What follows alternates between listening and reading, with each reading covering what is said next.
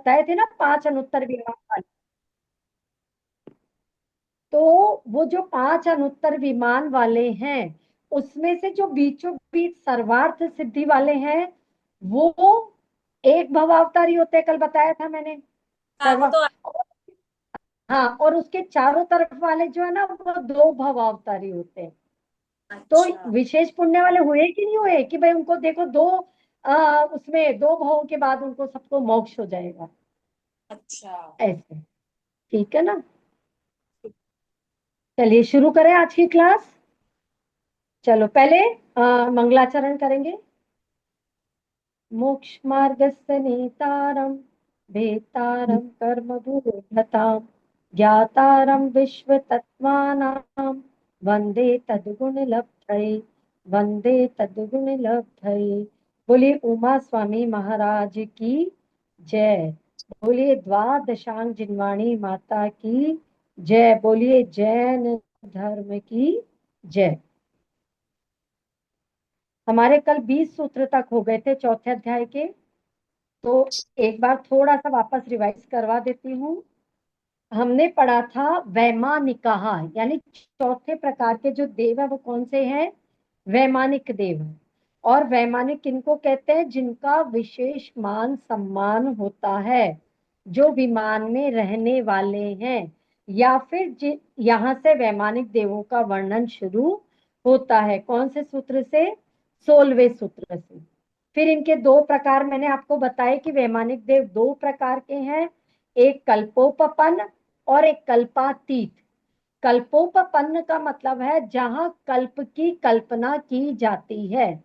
किसकी कल्पना की जाती है? इंद्र और प्रति इंद्र की। कल भी समझाया था ना मैंने, जहां हम पदों की कल्पना करते हैं कि भाई यहाँ पे इंद्र है, प्रति इंद्र है, त्रयस्त्रिंशद है, ये सारे पद बताए थे ना कल। तो जहां इन सब की कल्पना की जाती है, वो कल्पोपपन्न देव है। और कल्पातीत, अतीत, जो इन सबसे रहित हो गए। रहित हो गए का मतलब वहां न तो कोई इंद्र है, न कोई प्रति इंद्र है, न वहां पर कोई त्रायस्त्रिंशद है, न अभियोग्य जाति है, न किल्बिषक, कुछ भी नहीं है वहां पर। वहां सिर्फ क्या है? जो भी देव है वो अपने आप में सारे के सारे ही इंद्र हैं, इसलिए उनको बोलते हैं अहमिंद्र। 90 ग्रेवियक से जितने भी देव हैं वो उन सबको क्या बोलेंगे? अहम इंद्र, यानी मैं इंद्र हूं। वो सब अपने अपने खुद इंद्र है, वहां किसी की कोई आज्ञा के अंदर नहीं चलता है ना। सब सभी अहम इंद्र है वहां पे। बाकी नीचों में हमने देखा था कि इंद्र प्रति इंद्र है, तो इंद्र की आज्ञा मानते हैं वो सब लोग। पर यहाँ पर ऐसा कोई भी चीज देखने को नहीं मिली, और ये सब ऊपर ऊपर रहते हैं। और कल 16 स्वर्गों के नाम भी बता दिए थे मैंने आपको। कौन बताएगा? मैंने आज होमवर्क में भी दिया था, किसी ने याद किए? हाँ मैंने याद किया। हाँ, और किसने किए? दीपा दीदी आपने किए? हाँ, दीपा दीदी सुनाएंगी, सुनाओ। सोदर, शान, अ, महेंद्र, सानंद सानंद। पहले सोदर सानस कुमार। इंसान, सानत कुमार, महेंद्र, लावंत, कापिस्ट, शुक्र, महाशुक्र, हाँ चलो बोलो लावंत, बोलो। कापिस्ट, हाँ बोलो बोलो। हाँ। शुक्र, महाशुक्र, शतार, सहस्त्राण। देख के नहीं बोलना है। नहीं, देख के तो नहीं बोल रही, अब वो एकदम से नाम इधर उधर हो गए। आणत, प्राणत और आरत और अच्छा। अच्युत। हाँ। अच्छा थोड़ा सोनल थोड़ा। जी आप बताओ। सोनल जी।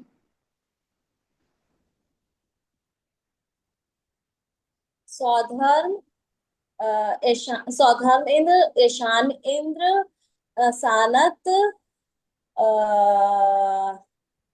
महेंद्र, हाँ। ब्रह्मा, लांतव, कापिष्ठ, शुक्र, महाशुक्र, एंड शता, सहस्त्रार, एंड फिर उसके बाद आ गया आनत, प्राणत, आरण, अच्युत।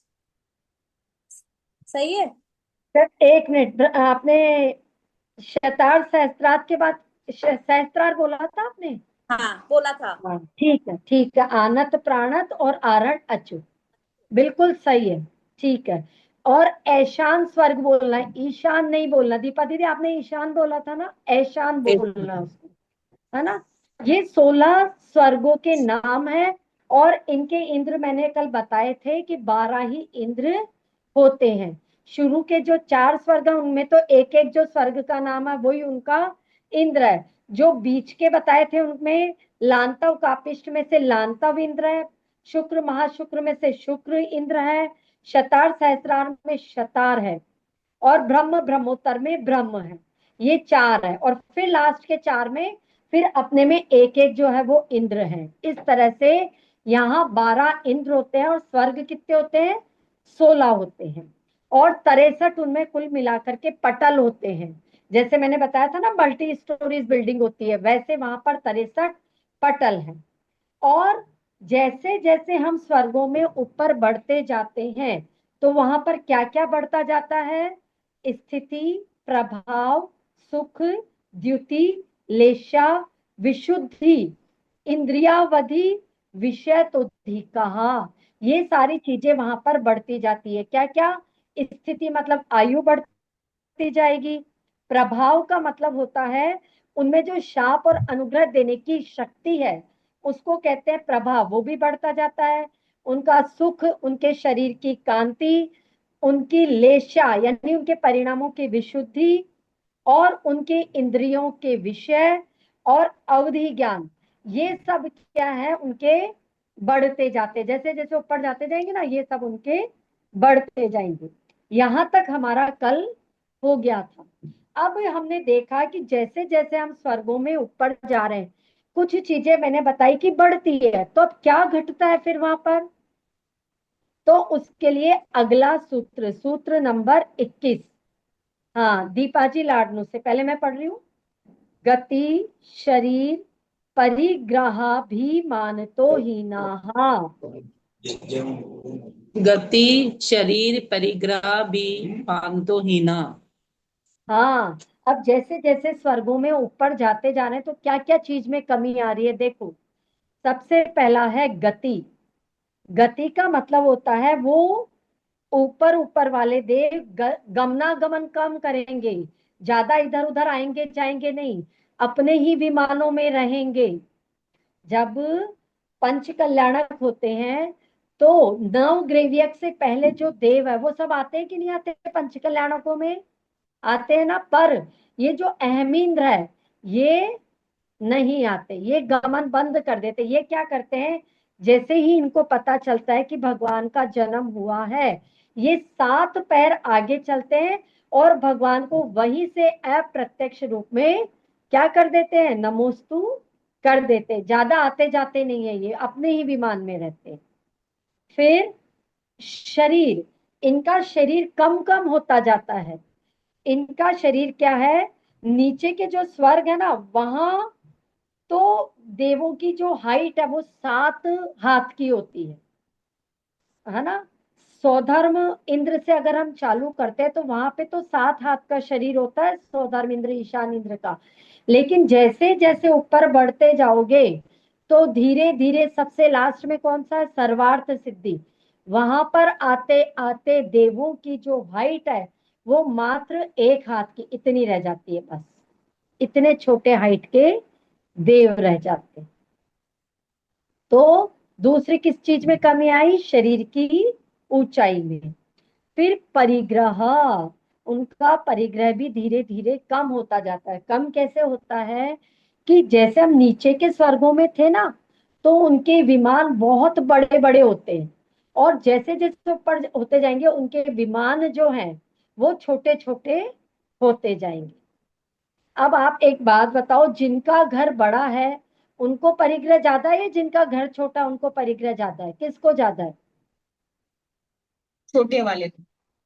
छोटे वाले को परिग्रह कम है ना। तो ऐसे ही वो जैसे जैसे बड़े ऊपर वाले देवों में जाते गए तो वहां पर क्या होता जा रहा है, परिग्रह कम होता जा रहा है। फिर अभिमान, अभिमान का मतलब होता है अहंकार। तो उनकी क्योंकि लेशा हम पहले पढ़ चुके हैं अच्छी होती जाती है तो यानी उनका अभिमान कम होता जाता है, उनको अहंकार नहीं होता है किसी चीज का। घमंड नहीं होता है। तो अभिमान में भी उनमें हीना, हीना मतलब कमी आती जाती है। तो ये क्या क्या चीजें बताई, किस किस चीज में कमी आ रही है?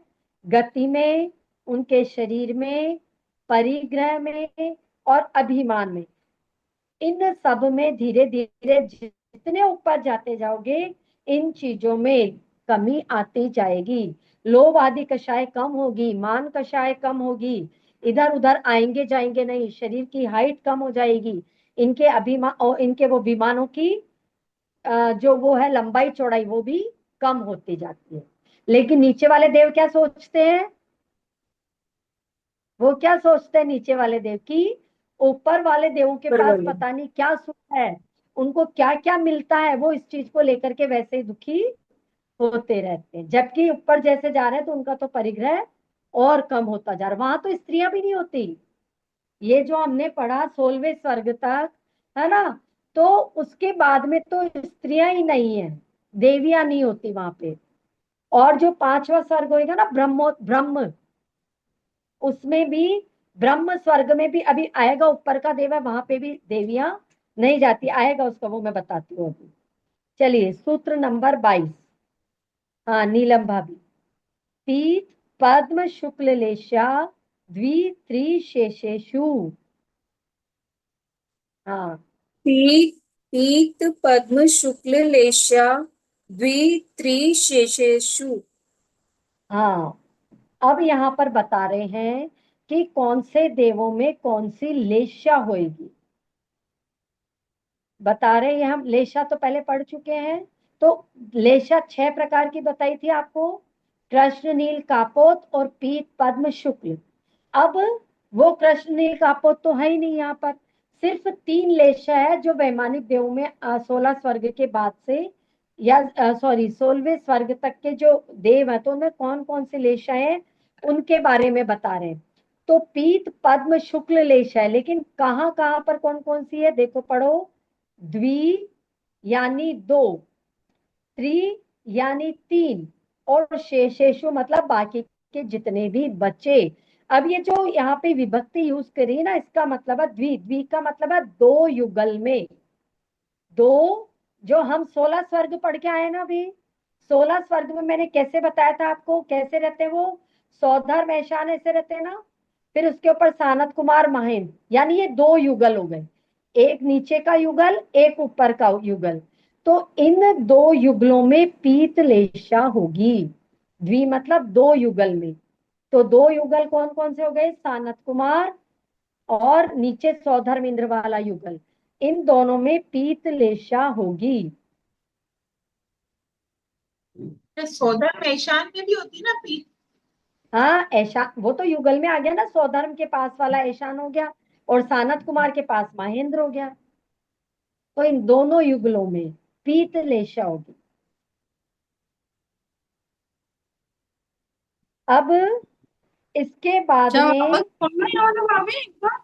सानत कुमार और महेंद्र, इसमें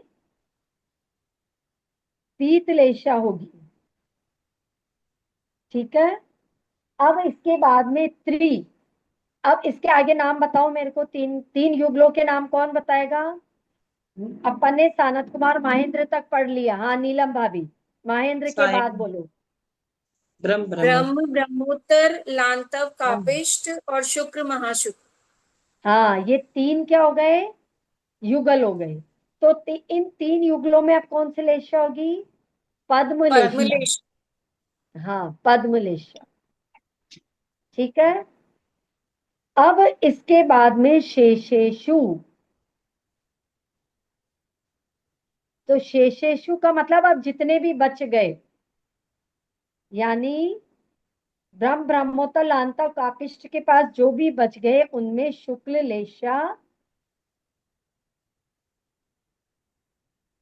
नहीं, सुनो एक मिनट।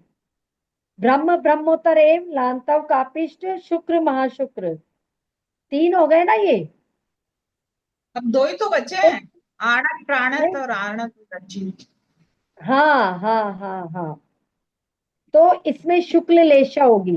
जो लास्ट वाले बचे हैं ना, आप खुद देख लो, ये अपने कितने जोड़े बन रहे थे? 12 जोड़े बन रहे थे ना, 12 युगल बन तीन, रहे थे। अब 3 हो गए ना, 3। नहीं, आठ टोटल आठ कितने बने? जोड़े थे ना। 8। 8 जोड़े थे, सुनो।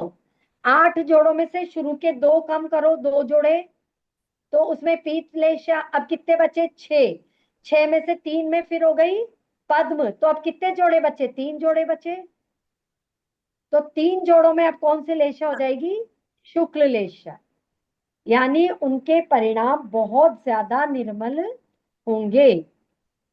अब इसमें भी एक बात समझो आप, एक बार मैंने पहले भी बताया था कि हमने ऐसे कहा था आपको कि लेशा कहने में तो 6 प्रकार की है, लेकिन वस्तु स्थिति ऐसी होती है कि हम एक ही समय में हमारे परिणाम एक जैसे नहीं रहते, अलग अलग टाइम, हर प्रतिपल परिणाम बदलते रहते। तो हम क्या करते हैं, इन परिणामों के बीच में झूलते रहते हैं। कभी पीत हो गई, कभी पद्म हो गई, कभी, है ना, कभी शुक्ल हो गई, पद्म हो गई, मतलब ऐसा चलता रहता है। तो उस अपेक्षा से देखा जाए ना, तो खूब सारी लेशाएं हो जाती है। तो इसमें भी आप ऐसे समझो कि जो सौधर्म और ऐशान है ना, उसमें तो पीत लेशा है। अब उसके बाद वाला जो आया सानत कुमार महेंद्र, वहां पर पीत के साथ में पद्म भी है। यानी पद्म वैसे तो अगले युगल में जानी थी, लेकिन वो यहीं से चालू हो जाती है पद्मलेशा। समझ रहे हो ना मेरी बात? यहां से थोड़ी थोड़ी पद्मलेशा भी चालू हो गई। अब वो जो 3 बच्चे बाकी के, जो तीनों की बारे में बात कर रहे हैं, तो उनमें ब्रह्म, ब्रह्मोत्तर, लांता, कापिश में तो पद्म मान लेते हैं, लेकिन आगे जो शुक्र महाशुक्र है ना, और शतार सहस्त्रार है, वहां पे शुक्ल लेशा भी वहां से थोड़ी थोड़ी चालू हो जाती है। फिर जो आगे हम गए, आणत, प्राणत, आरण, अच्युत, उसमें पूरी शुक्ल लेशा होती है। कहने का मतलब, वैसे कोई पूछे तो आपको यही बताना है कि शुरू के 2 में पीत, फिर बाद के 3 में पद्म, और फिर बाद में शुक्ल लेशा होती है। लेकिन स्टार्टिंग में क्या होता है, पहले पीत से चालू हुआ, फिर थोड़ी थोड़ी पद्म चालू हो गई, फिर बीच हाँ, में पद्म आई, फिर शुक्ल चालू हो गई, फिर शुक्ल के बाद लास्ट में जाके एकदम शुक्ल लेशा हो जाती। ठीक है, चलिए आगे चले। सूत्र नंबर 23। हाँ, दीपा दीदी पढ़ेंगे। प्राग ग्रेवेकेभ्य कल्पाः। प्राग आग ग्रेव, ग्रेवे केभ्य कल्पाः। हाँ, प्राग ग्रेवयेकेभ्य कल्पाः। देखो, प्राग, प्राग का मतलब होता है पहले पहले। किसके पहले पहले? ग्रेवेयेकेभ्य, ग्रेवियक से पहले पहले। ग्रेवियक से पहले पहले क्या है? कल्पाहा, यानी कल्प है, स्वर्ग है। ग्रेवियक से पहले पहले हमने क्या बताया, ये सब क्या है? स्वर्ग है, बताया था ना मैंने। इनको हम कल्पोपपन्न कहते हैं। कितनी तरह से आपको मैंने समझा दिया कि जहाँ इंद्र की, प्रति इंद्र की हम कल्पना करते हैं, तो कल्पोपपन्न देव कहते हैं। तो कहाँ तक? ग्रेवियक से पहले पहले उनको क्या कहेंगे? कल्प कहेंगे। कहाँ तक होएगा ये? आरण और अच्युत सर्ग। यहाँ स्वर्ग तो इनको हम क्या बोलेंगे? कल्पोपपन या कल्प या स्वर्ग, कुछ भी कह दो, एक ही बात। तो ग्रेवियक से पहले पहले के जितने भी देव हैं, वो सब किस में आ जाएंगे? कल्प में, कल्पोपपन्न में। ठीक है। सूत्र नंबर 24। हाँ चांदनी। ब्रह्म लोकालया लोकांतिकाः। ब्रह्म, ब्रह्म लोकालया लोकांतिका। हाँ, लोकांतिकाः। लोकांतिक देव का तो खूब नाम सुना आपने, और अभी तक ये किसी में भी नहीं आया है ना, कितने हमने नाम पढ़ लिए। तो आखिर है कौन से ये लोकांतिक देव?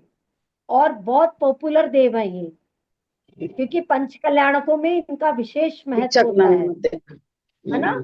इनका महत्व कब होता है? जब भगवान को दीक्षा। वैराग्य हो जाता है, वो दीक्षा लेने के लिए जा रहे होते हैं घर को छोड़ करके, तब इनके वैराग्य की पुष्टि करने के लिए जो देव आते हैं उनको हम कहते हैं लोकांतिक देव। मतलब वो प्रशंसा करते हैं भगवान की कि नहीं, जो आपको वैराग्य हुआ ये बहुत अच्छा है, आपको क्या करना चाहिए, आत्म कल्याण के लिए जो आपने निर्णय लिया ये बहुत अच्छा, प्रशंसा करने के लिए आते हैं वो लोकांतिक देव। तो इसलिए ये काफी, मतलब हम जिनको जानते हैं देवों में, या तो सौधर्म इंद्र को जानते हैं हम, है ना, या फिर लोकांतिक देव को जानते हैं, या थोड़ा बहुत अग्नि कुमार देव को जानते हैं।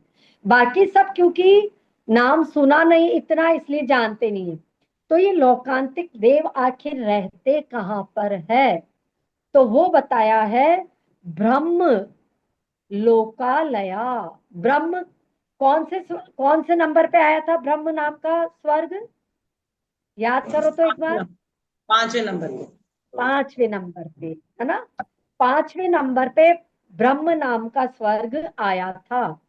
तो ब्रह्म लोकालया, यानी जिन देवों का आलय या रहने का स्थान क्या है, ब्रह्म है, उसको लोकांतिक देव कहते हैं। अब इनका नाम लोकांतिक क्यों है, देखो क्या है। जैसे सपोज करो ये 5वें नंबर का स्वर्ग है, ये इधर से देखो, ये 5वें नंबर का स्वर्ग है। अब इसमें आपको दो पोर्शन दिख रहे होंगे, ये देखो जैसे अपन ने इसको खोल दिया, ये दो गए ना। तो ये जो नीचे नीचे वाला पार्ट है, यहाँ पर तो जितने भी देव रह रहे हैं उन, है ना, तो 5वें नंबर के स्वर्ग में रह रहे हैं, ब्रह्म स्वर्ग में। लेकिन इनका ये जो ऊपर वाला पार्ट है, ये केवल इस वाले पार्ट पे, इस पे जो देव रहेंगे ना ऊपर वाले, इसको कहेंगे लोकांतिक देव। अब इनकी क्या विशेषता है, एक तो ये देखो, ब्रह्म के ऊपर ऊपर अंत वाले पोर्शन में रह रहे हैं ना, पूरे में जगह नहीं है ये वाले लोकांतिक देव, केवल ऊपर वाले पोर्शन में, यहाँ वाले में। नीचे नीचे वाले में अलग है, ऊपर ऊपर वाले में अलग है। तो जो ये ऊपर वाले पोर्शन में रहते हैं इनको बोलते हैं लोकांतिक देव। अब क्यों बोलते हैं लोकांतिक, यानी जिनके लोक का अंत आ गया है, यानी जिनका लोक अब खत्म होने वाला है, जिनका संसार खत्म होने वाला है, उन देवों को बोलते हैं लोकांतिक देव। मैंने कल बताया था आपको, क्या बताया था, एक नाम कि भाई ये एक भवावतारी है, उसमें क्या नाम बताया था, लोकांतिक का नाम बताया था। हाँ, ये, हाँ, एक भवावतारी है, इसका मतलब ये एक भव मनुष्य का लेंगे और उसके बाद में इनको भी मोक्ष हो जाएगा। तो इसका क्या मतलब निकला, जिनके लोक का अंत होने वाला है, जिनका संसार अब खत्म होने वाला है, उन देवों को हम लोकांतिक देव कहते हैं। इनका दूसरा नाम है ब्रह्म ऋषि। इनको ब्रह्म ऋषि या देव ऋषि भी कहते हैं।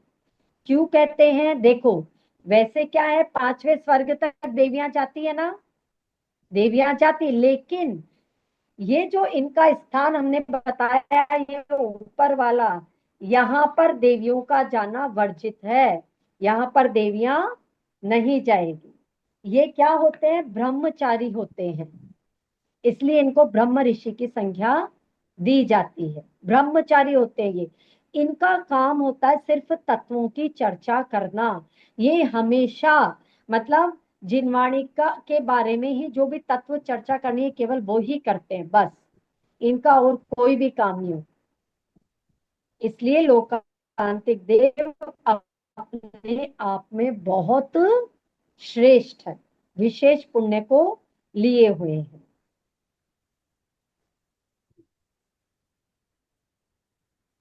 ठीक है, आ गया लोकांतिक देव के बारे में समझना कि वो कहाँ रहते हैं। अब इनमें कितने प्रकार के भेद हैं, वो एक नाम, मतलब लोकांतिक देव भी अलग अलग होते हैं ना, अलग अलग प्रकार के, जैसे हमारे नाम अलग अलग नहीं है वैसे। तो सूत्र नंबर 25, हाँ प्रियंका जी आप पढ़ना, पहले मैं पढ़ रही हूँ। सारस्वतादित्य वह वहन्य ऋण रुग, एक सेकेंड मेरे को खुद वो भी नहीं दिख रहा। वन्य ऋण गर्दतो तुषिताव्या बाधा रिष्टाश्चैष्ट। देखो, सारस्वतादित्य वन्य ऋण गर्दतो तुषिताव्या बाधा रिष्टाश्च। पढ़िए। सारस्वतादित्य वन्य ऋग गर्द तोय तुष्टिताव्या बाधा रिष्टाश्च। हाँ, रिष्टाश्च, ठीक है। अब ये अलग अलग प्रकार के नाम है लोकांतिक देवों के। देखो क्या क्या नाम है। सारस्वत, इनके नाम है ये। सारस्वत यानी जिनको ऐसे समझो कि 14 पूर्व के जो ज्ञाता है, जिनवाणी के जो विशेष ज्ञाता हैं, उनका नाम सारस्वत दे दिया। आदित्य जो सूर्य के समान चमकते हैं, वो आदित्य हो गए।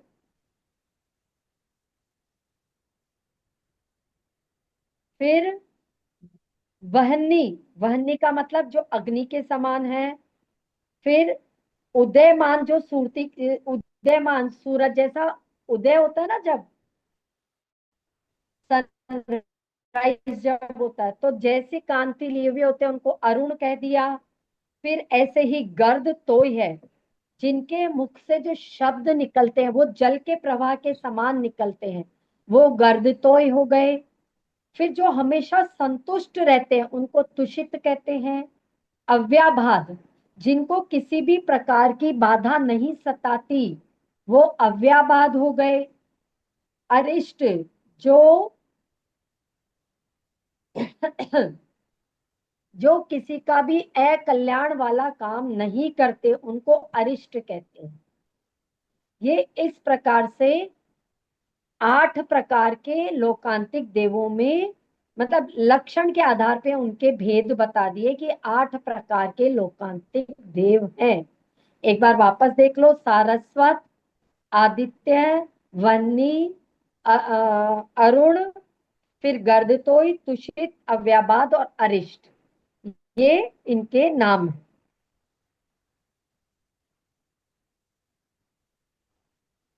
और इन लोकांतिक देवों की संख्या भी फिक्स होती है। ये 4,78,020 होते हैं।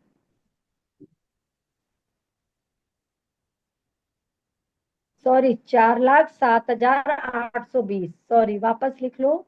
4,07,820 इनकी संख्या फिक्स है कि ये इतने लोकांतिक देव होते हैं।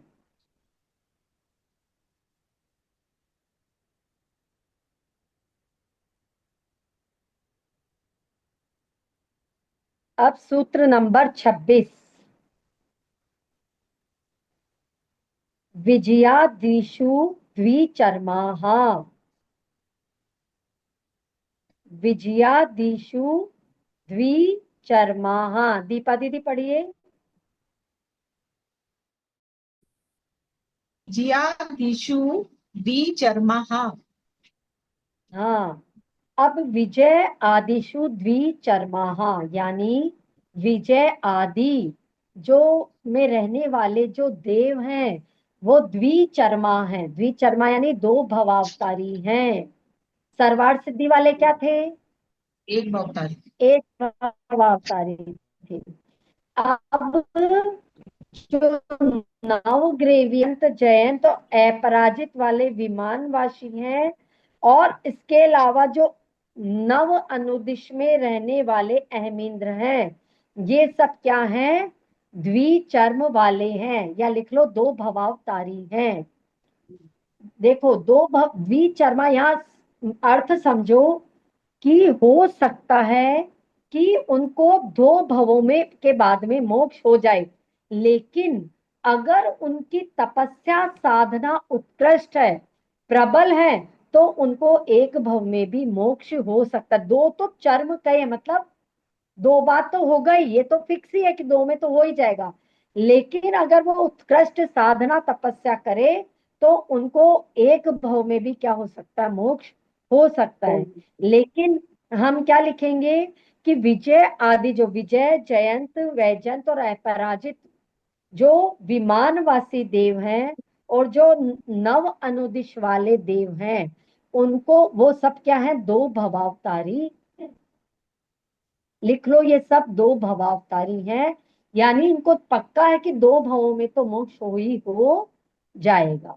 दो भव का मतलब क्या हुआ, जैसे अभी वो देव पर्याय में ना, पहले जाएंगे मनुष्य में, मनुष्य से वापस देव बनेंगे, देव में तो होता ही नहीं है मोक्ष, तो वापस मनुष्य में जाएंगे, यानी दो भव मनुष्य के लेने पड़ेंगे। इसको ऐसा समझना, ऐसा मत समझना कि एक बार मनुष्य में गए फिर देव में आए मोक्ष चले गए, देव में तो मोक्ष होता ही नहीं है, मोक्ष तो मनुष्य में ही होगा, यानी दो भव मनुष्य के लेने पड़ेंगे।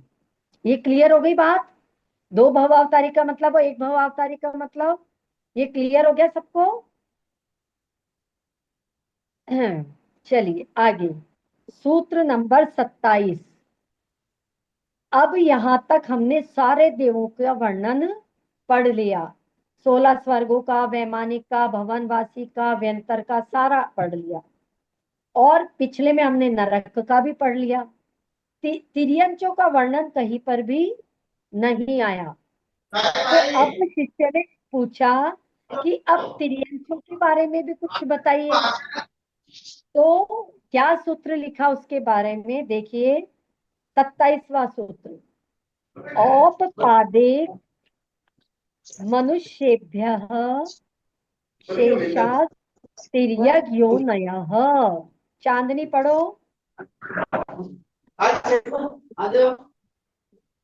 औपपादिक मनुष्य में शेषास्तय योन है। देखिए उधर से अपने माइक को म्यूट करो प्लीज, माइक म्यूट कर लीजिए उधर से।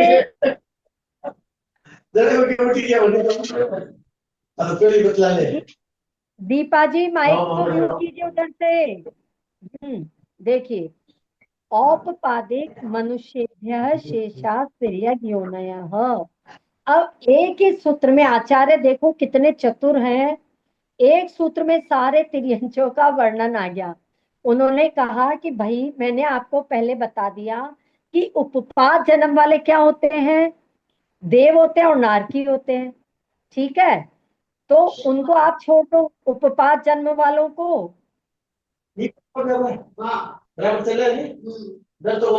आवाज बहुत आ रही है उधर से, आवाज बहुत आ रही है। प्रमीला जी का माइक चालू है। प्रमीला जी संतोष है जी क्या? का, संतोष जी का। संतोष जी माइक म्यूट कीजिए।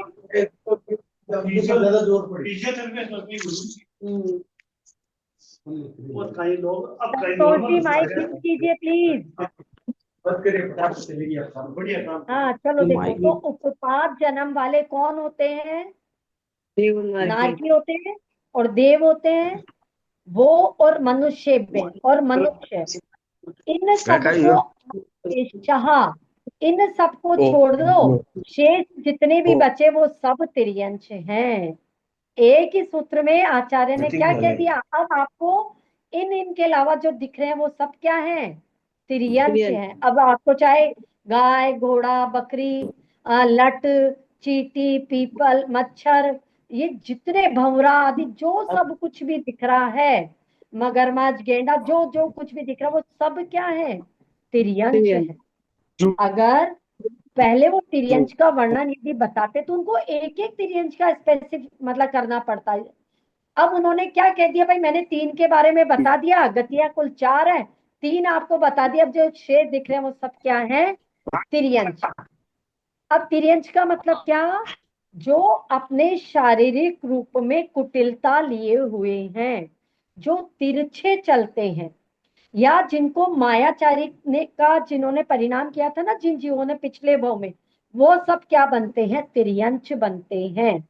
जैसे मनुष्य हैं, देव है, नारकी, सब सीधे चलते हैं, लेकिन अकेले तिर्यंच है जो कैसे चलते हैं, जिनके हाथ भी नीचे पांव भी नीचे, टेढ़ा तिरछा होकर के चलते हैं, इसीलिए उनको तिर्यंच कहते हैं। और ये किस परिणाम की वजह से बनते हैं, मायाचारी करने की वजह से बनते हैं। तो हमें हमारे आसपास जो भी जीव दिखाई दे रहे हैं वो सब क्या है, मनुष्य के अलावा वो सारे के सारे तिर्यंच, ठीक है। चलो आज इतना ही रखते हैं। सूत्र नंबर 28 से कल पढ़ेंगे। अब मेरी बात सुनो, कल वापस से आप सारे भवनवासी देवों के नाम याद करके आओगे, 16 स्वर्गों के नाम करके आओगे, क्योंकि अब आने वाले सूत्र में वो नाम याद होंगे तो आपको बहुत जल्दी समझ में आएगा। अगर आप नाम याद नहीं करोगे तो फिर आपको क्या करना पड़ेगा, इस सूत्र बहुत जल्दी समझ में नहीं आएगा। इसलिए 16 स्वर्गों के नाम भी आप वापस याद करोगे, और भवनवासी के जो 10 प्रकार बताए थे मैंने, वो भी आप अच्छे से याद करके आना सारे जने कल, क्योंकि 28 पे नंबर जो है ना, उससे फिर वो चालू होगा कि उनकी आयु कितनी कितनी है। तो जब आपको यदि उनके नाम याद हो जाएंगे ना, आपको फिर याद करना बहुत आसान हो जाएगा कि किसकी आयु कितनी है। और मैं ऐसे नहीं पूछूंगी 1 से 10, मैं पूछूंगी 5वां बताओ, 8वां बताओ, ऐसे ऐसे याद करोगे आप लोग। ठीक है, तब मजा आएगा, है ना। बीच बीच में से पूछूंगी मैं, तो अच्छा पक्का पक्का लर्न करके आना। ठीक है, चलिए पहले जिनवाणी स्तुति कर लेते हैं। हे जिनवाणी भारती तो ही जिनमें जो तेरा शरणागति आवे सुख चैन, जावाणी के ज्ञान से पालो, तू वाणी मस्तक धर सदा दे तुमोलो, देव जो अरहंत को गुरु सेवा निर्ग्रंथ, दया धर्म पालो सदा यही मोक्ष का पंथ। बोलिए द्वादशांग जिनवाणी माता की जय, जैन धर्म की जय जय। हाँ, अब किसी को कुछ पूछना तो पूछ लीजिए। भाभी वीडियो नहीं भेजा आपने 17 से? हाँ, तो वो अब आज भेजूंगी, आज भेजूंगी, कल वाला वीडियो आज। हाँ हाँ कल वाला। ये भवनवासी की तो आगे पीछे करके नहीं कर सकते, ये भी नंबर से ही होंगे। ये नंबर से करोगे तो बहुत अच्छा रहेगा आपके लिए, भवनवासी क्योंकि वाले आगे वाला देखो, 10 मेरी बात। अश्विन कुमार, नाग कुमार, ये वाले ना? हाँ यही वाला, यही वाला। देखो, चाहे आप 10 प्रकार के देवों के नाम याद कर लो, इनके चाहे क्रम से मत करना, पर जो स्वर्ग वाले हैं ना, वो वाले 16 स्वर्ग वाले, हाँ उनको वो तो क्रम से याद करना। ठीक है, इसमें तो फिर भी चलो मैं आपको बता दूंगी कि इन इनके नाम इसमें आ गए, तो बाकी जितने भी देव बचे उनकी आयु इतनी इतनी है। फिर भी अगर याद कर लोगे तो आपको बहुत बेनिफिट होगा, आपको फिर सूत्र समझने में। जैसे सूत्र नंबर एक तो 28 है, फिर उसके बाद में सूत्र नंबर 31 है, ये आपको समझने में ना बहुत आसानी हो जाएगी फिर, इसलिए, है ना।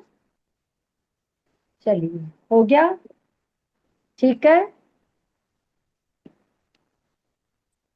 बस टाइम हो गया है हमारा, है ना। किसी को कुछ पूछ